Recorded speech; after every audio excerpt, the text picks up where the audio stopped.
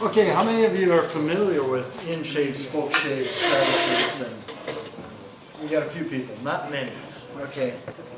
All right. Well, we'll start out with kind of the gnarly one of the whole bunch. This is called an Inshave, and it's a chair maker's tool primarily. And an Inshave is designed for scooping out the bottom of a chair seat, and this one is it's a pretty reasonable tool. The handles are a little low on it. You kind of run into the bottom of the chair a lot of times when you're working with it. But it's good for roughing out concave surfaces.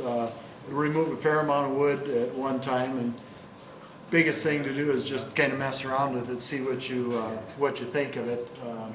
It has, you know, kind of a couple different radiuses. The corners sweep away pretty fast for getting in small corners, so you can work into a very tight corner and then a big sweep for the main part of the seat.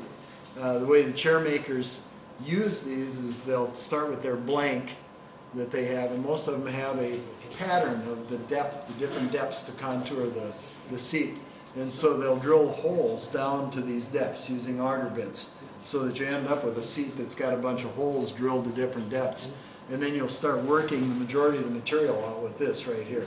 This is basically a rough out tool. It's not really a finishing tool. It's designed for the heavier work. And you follow it up with a tool called a travisher.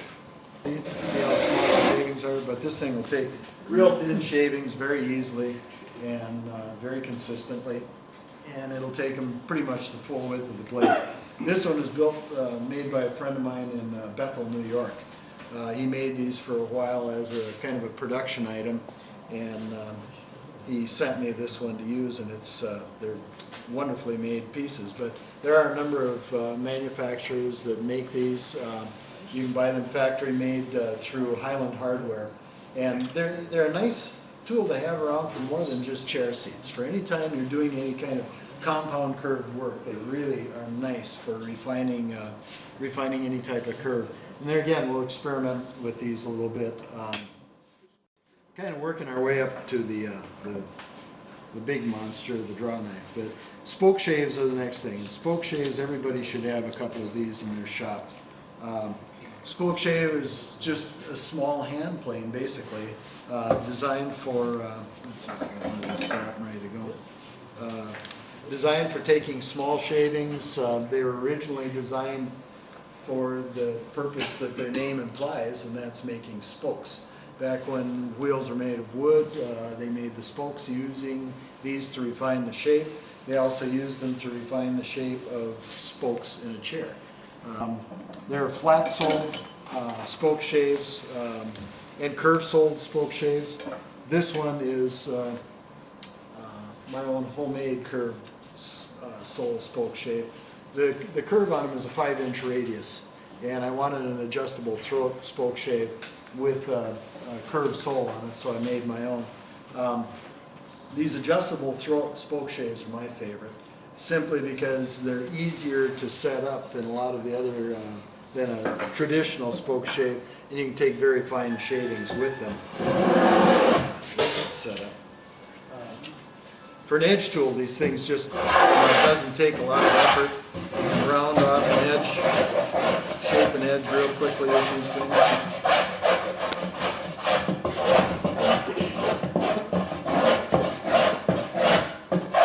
And it's, you know, you can sit here and watch me all night do this. You don't really get the idea until you actually grab a board and start messing around with it. But you can change a shape in a real big hurry with these. And pretty easy to set up. I'll just run you through a real quick tune-up on that. The drawknife is one of those tools that it can be a finesse tool, or it can be a real wood hog, depending on how you want to use it. And here again, both of these are very, very sharp. So when you use them, be really careful. One thing that you want to keep in mind with it is to set them down when you're not using them. Curtis Buchanan, the chair maker, was telling me about a little accident he had. Worst accident he's ever had in his shop was with a draw knife, and he was holding it with one handle and he was busy talking. And he got so animated that he brought it across and got his other hand with it. And he cut himself pretty badly. So he was the big proponent about when you're not using it, put it down. But because these do have a really sharp blade. But these are used bevel down when you use them, and you can take a lot of wood. You can literally use them just to ride the wood blade. Or you can take real fine shavings with them. So they're a pretty useful tool for shaping wood, for doing organic curves on pieces of furniture. So let's set up a couple different stations like we've got this one, and everybody just start messing around with these things and asking questions. Jim, do you want to show some of yours, what you've got? There's probably, you got a lot of different stuff. There's a lot of them up. There's a Stanley chamfer shave. It's got adjustable chamfer. See, you pick the size chamfer that you want.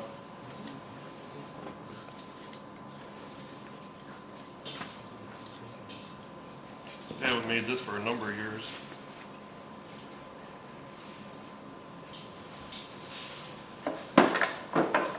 And then you go into your curves.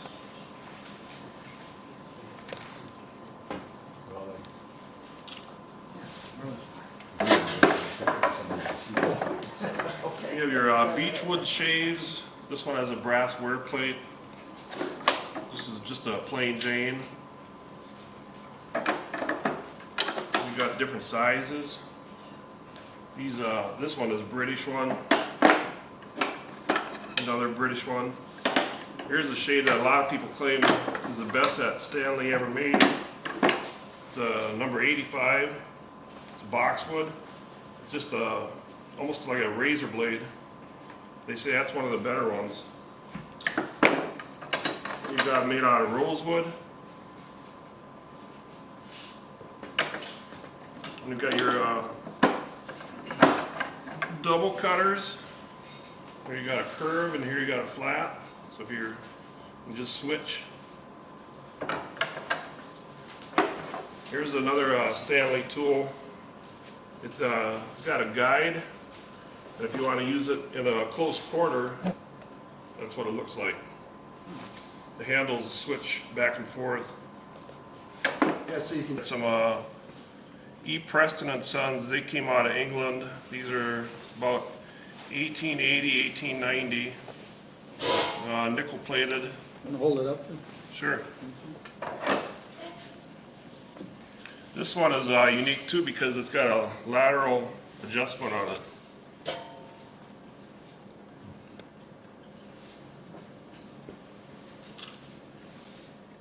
Good. Hey, you're looking good. Still losing? Yep. Good for you. That's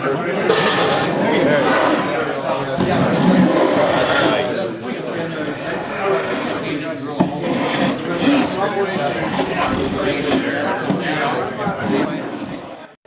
And if you need a coarser, shave, you just open it up. Oh, this thing is dull as a yeah, this thing is dull as a coarse. This thing is exactly the way it came on from eBay.